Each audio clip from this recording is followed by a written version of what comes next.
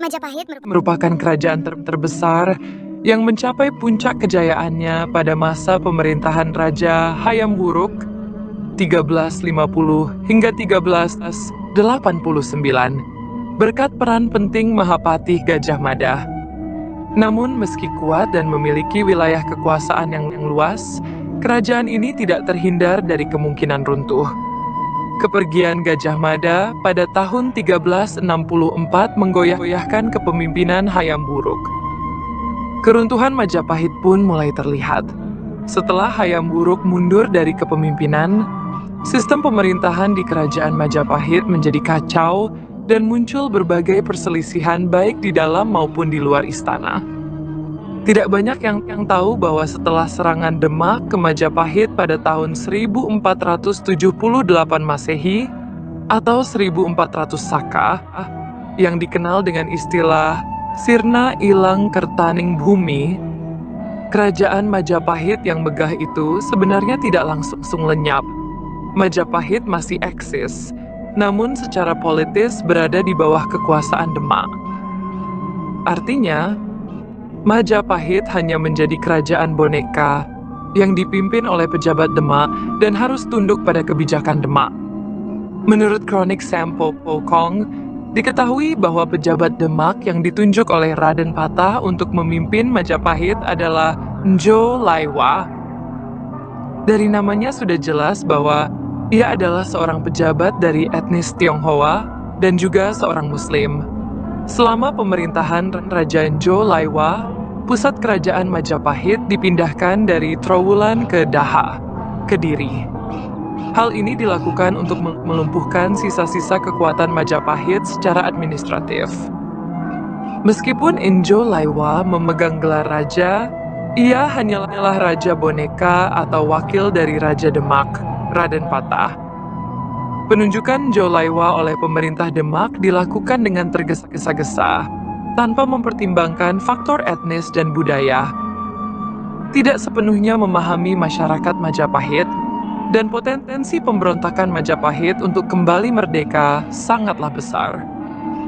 Akhirnya, pada tahun 1486 Masehi, pecahlah pemberontakan rakyat Majapahit yang dipimpin oleh Samarawijaya dan adiknya Girindrawardhana, keturunan pewaris tahta Majapahit dari Trah Kertawijaya. Dalam pemberontakan tersebut, Raja Njo Laiwa tewas dan rakyat Majapahit berhasil merebut kembali pusat pemerintahan di Daha. Namun, Samarawijaya tewas, sehingga Girindrawardhana naik tahta sebagai raja. Menyadari kesalahannya dalam menempatkan orang yang salah sebagai Raja Majapahit, Raden Patah melakukan rekonsiliasi dengan Girindrawardhana. Mereka sepakat bahwa Demak mengakui otonomi Majapahit di Daha, tetapi tetap berada di bawah kekuasaan Demak. Dengan demikian, Demak berhasil meredam gejolak pemberontakan rakyat Majapahit karena mereka dipimpin oleh pewaris tahta Majapahit sendiri yang mendapat restu dari rakyat Majapahit. Kerajaan Majapahit ternyata sejak lama memiliki hubungan erat dengan etnis Tionghoa. Dokumen dari kelenteng Sampo Kong mengungkap bahwa kerajaan Majapahit pernah diperintah oleh seorang keturunan Tionghoa. Penguasa tersebut bernama Njo Laiwa diangkat sebagai pemimpin di Majapahit setelah Raja Kertabumi ditahan dan dibawa ke Demak. Setelah pemberontakan tersebut, Panembahan Jimbun menunjuk iparnya, yang dalam berita Tionghoa disebut Pa Bu Tala, sebagai penguasa Majapahit. Tokoh ini diidentifikasi sebagai Prabu Girindrawardhana. Nama Girindrawardhana sendiri tercantum dalam prasasti Jiyu dari tahun Saka 1408 atau tahun Masehi 1486 dengan nama Dia Ranawijaya. Raja Majapahit juga konon menikah dengan seorang keturunan Tionghoa yang kemudian melahirkan seorang anak bernama Raden Kusen. Anak ini dikenal karena ketekunan dan keuletannya, tidak takut pada kesusahan, dan tidak kenal lelah saat bekerja. Ironisnya, Raden Kusen akhirnya turut membantu meruntuhkan kerajaan ayahnya. Bersama Jin Bun, yang saat itu berusia 23 tahun, Raden Kusen melakukan penyerbuan ke kerajaan Majapahit. Kinsan alias Raden Kusen berhasil menyusup ke dalam keraton Majapahit sebagai mata-mata dengan usia yang hampir sama dengan Jin Bun. Kedua tokoh ini berhasil merongrong kekuatan Majapahit dari dalam. Mereka kemudian membangun pelabuhan Semarang dan membuat meriam-meriam besar yang digunakan untuk menyerang kota Malaka. Dokumen dari Klenteng Sampokong memberikan sumber sejarah baru yang dapat dibandingkan dengan babat Tanah Jawi dan Serat Kanda yang sering dianggap sebagai dongeng dengan banyak elemen fantasi. Dokumen kronik dari Klenteng Sampokong di Semarang mencatat kejadian-kejadian sejarah dengan tarikh tahun kelenteng tersebut. Klenteng Sampokong didirikan pada tahun 9 masa pemerintahan Kaisar Yongle, yang bertepatan dengan tahun Hijriah 814 atau tahun Masehi 1411. Semua peristiwa yang tercatat dalam kronik Tionghoa tersebut selalu disertai dengan tarikh tahun kelenteng.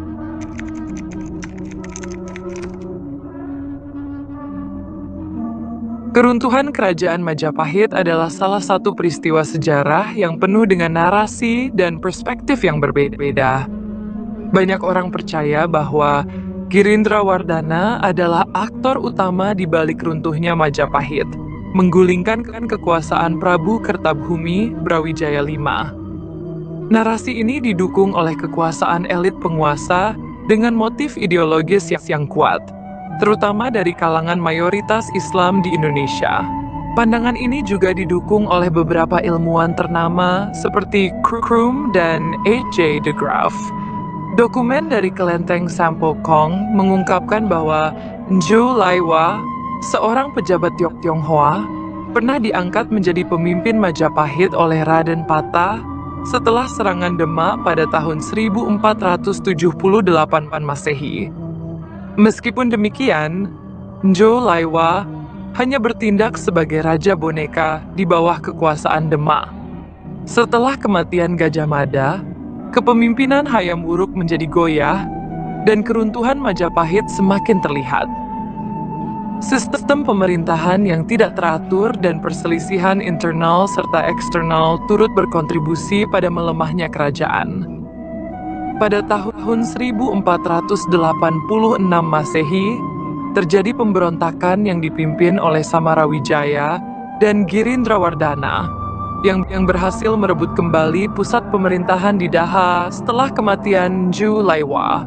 Rekonsiliasi antara Raden Patah dan Girindrawardhana menghasilkan pengakuan otonomi Majapahit di Daha, meskipun tetap berada di bawah kekuasaan Demak.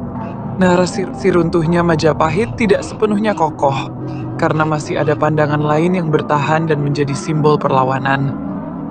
Kelompok-kelompok berideologi Hindu, Buddha, dan Kejawen sering menempatkan Demak sebagai pelaku utama penyerangan Majapahit. Perdebatan mengenai runtuhnya Majapahit mencerminkan teori pengetahuan dan kekuasaan Foucault, di mana tidak ada teks sejarah yang benar-benar objektif. Masing-masing versi berusaha meyakinkan masyarakat bahwa pendapat mereka adalah yang paling benar. Dan di balik kekuasaan selalu ada ideologi yang mendukung dan mempertahankan sebuah pengetahuan. Kesimpulan ini menunjukkan bahwa narasi tentang runtuhnya Majapahit adalah kompleks dan dipengaruhi oleh berbagai faktor ideologis, politik, dan sosial. Tidak ada satu versi yang sepenuhnya benar, melainkan berbagai pandangan yang saling berkontribusi dalam memahami sejarah tersebut. Demikianlah ulasan kali ini mengenai Njo Laiwa yang pernah memerintah di kerajaan Majapahit. Untuk kebenaran sejarah kita kembalikan lagi kepada teman-teman Taksa Kaseta. Kali ini, jangan lupa untuk selalu setia di kanal kami dengan klik tombol subscribe, like, share, dan tinggalkan komen di kolom komentar yang telah disediakan.